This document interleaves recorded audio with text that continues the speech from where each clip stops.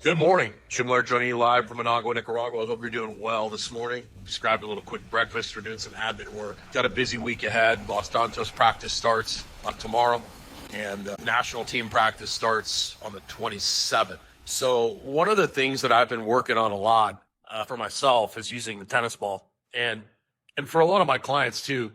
A lot of you should be doing some sort of thing where you're moving dynamically side to side, but a lot of people don't have the time to like go play pickleball. They can't find other people to play pickleball with. The tennis ball is great because you can just dribble it back and forth. You can dribble it with one hand. You can stand on one foot and dribble it. You can kind of hop back and forth. You can reach and punch at different levels. You can dribble it, stand on one foot. There's so many things. You can find a wall and just play catch with yourself with the tennis ball. You can flip it under your leg. I mean, you can behind your back. My arms are really short, so I'm kind of limited on what I can do with it. But I've been practicing this every day, so I don't look like a complete moron when I show some of the. I'm going to be using this a lot for our baseball warm-ups, just to kind of break up the monotony. Then, of course, there's all the reaction drills that you can do with them. But it's a very versatile tool. It's very cheap, and it's a great way for older people. Especially guys like me that spent their whole life essentially trying to get as stiff and rigid as possible to lift as much as possible to get back some sort of athletic flow and rhythm. There's a rhythm to walking. There's a rhythm to moving.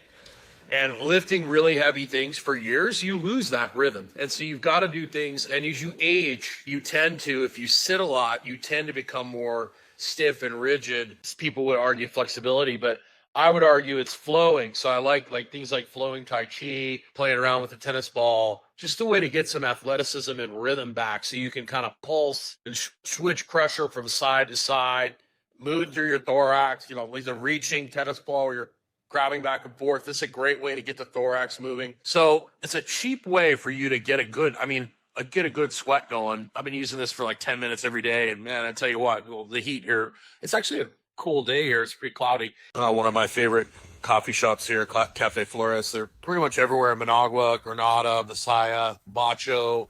It's a little, for Nicaragua, it's a little pricier. It's much cheaper than the U.S., but great food, consistent food all over the country. So that way you're looking for like wraps, and like this morning I had an omelet.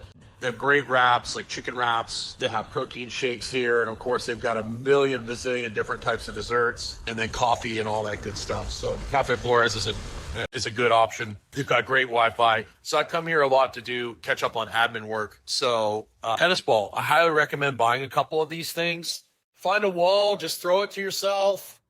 Back and forth, shuffle, punch and reach at a high level, a medium level, a low level, hop side to side and catch it, dribble on one foot, stand on one foot and dribble it, and if you're a little older and your balance is off, just do what you can. Like, just start where you're at. It's really great. That way you don't have to like find a tennis partner or a pickleball partner. If you're busy, you could do it in your office, for heaven's sake. So this is a great tool. Cheap, to take with you, to use, just to get flowing. And then, of course, I love floor warm-up stuff. We got to mix this stuff up so people don't get like bored out of their mind doing the same thing every day. But we want to do things that accomplish that flowing kind of thing. There's some great beginner Tai Chi for people that are in really bad shape in your chair. Reach and breathe, flowing, bending. These are all really important things. Getting strong is important too, but I think that the muscle emphasis, and I'm a big jack dude. I'm to the point where, I probably need to lose about 15 or 20 pounds. I probably need to be somewhere around 230 at my age. I carry a lot of muscle naturally, but I've got much larger amount of muscle, and to the point where the muscle I have is probably going to affect my longevity. I don't think we have to be overly muscular. I think there comes a point where it takes time off your life. I think the flowing and the function, you should be able to lift some heavy things. You should be able to you want to keep the muscle you have, but anything beyond, anything anywhere towards bodybuilder-ish type build is overkill. And I think it takes away from longevity. Or else you'd have all these bodybuilders living to their, 90 years old, which they don't do for the most part. I think Frank Zane isn't super, he's incredibly lean, but he's not overly muscular for a bodybuilder. So, just like everything, you want to live a long time, look good, you want to flirt with performance, you don't want to marry it. But get yourself a tennis ball, great way to get moving. You can have fun. You can do it anywhere. You can pull it out of your car in the parking lot, do some dribbles, do some punches, play catch with yourself against a wall. Just a great way to get some extra movement in, because that's the name of the game, movement. And then kind of you do it to music, kind of get flowing, get moving. And when you walk too, everybody, you'll see people that walk real rigid. You need to flow when you walk. I always tell people you should be walking, heel to whole foot, and then you should see the thumb out of the corner of your eye as you move. And the hips turn one way, the upper body turns the other way. So I always tell people when they walk, think staying alive. And you're walking kind of to the beat, and it looks kind of funny at first, but then it feels amazing because you're using that movement, that spinal engine, you would say, to, propel yourself, because we're designed to turn. And that's one of the things that powerlifting taught. One of the reasons I'm good at training baseball players is because I know what not to do with them, because all the years of powerlifting take away rotation. In order to be really strong in powerlifting, you have to take away rotation.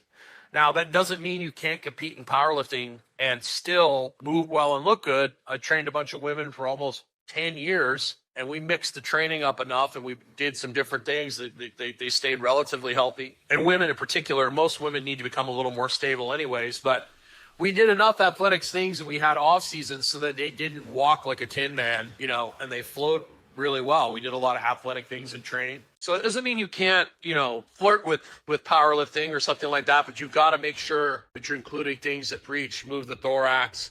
You want to make sure you're not always doing everything with a hard arch. You want to make sure we have some variety of training if longevity is your goal. Now, if your goal is to be one of the strongest guys in the world, or strongest women in the world, then health is not your number one priority. Being the best is, and you're going to have to sacrifice your health. So when you're chasing performance, it's not about health. Most people kind of miss that.